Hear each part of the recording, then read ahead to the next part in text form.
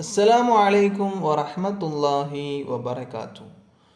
മല കയറുന്നതായിട്ട്, പർവ്വതം കയറുന്നതായിട്ട് സ്വപ്നം കണ്ടാൽ, നമ്മൾ പാറയെക്കുറിച്ചിട്ടൊക്കെ നമ്മൾ കഴിഞ്ഞ വിഷയങ്ങളിൽ പറഞ്ഞിട്ടുണ്ട്. പാറ സ്വപ്നം കണ്ടാൽ കഴിഞ്ഞ വീഡിയോയിൽ പറഞ്ഞിട്ടുണ്ട്, അതിൻ്റെ വ്യാഖ്യാനം എന്താണ് അല്ലേ.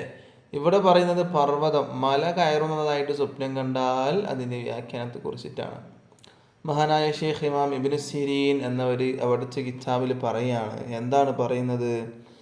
ഒരാൾ പർവ്വതത്തിൻ്റെ മുകളിൽ കയറുന്നതായിട്ട് സ്വപ്നം കണ്ടാൽ അതിൻ്റെ വ്യാഖ്യാനം ഉയർച്ചയുടെ മേലിലാണ് അറിയിക്കുന്നത്. ഓന് വലിയ ആളാകും, എനിക്ക് ഉയർച്ച ഉണ്ടാകും എന്നതാണ് അല്ലേ. പർവ്വതത്തിൻ്റെ മുകളിലേക്ക് കയറി പോകുമ്പോൾ ഉയർച്ചയിലേക്കാണ് നമ്മൾ കയറി പോകുന്നത് തന്നെ. അതിൻ്റെ വ്യാഖ്യാനം അങ്ങനെ തന്നെയാണ്, അവനക്ക് ഉയർച്ച ഉണ്ടാകും, ഉയർച്ചയുടെ മേലിലാണ് അറിയിക്കുന്നത്. ഇനി പർവ്വതം പൊളിയുന്നതായിട്ടാണ് സ്വപ്നം കാണുന്നത്. പർവ്വതം അങ്ങനെ പൊളിയുക, പൊട്ടിത്തെറിക്കുക,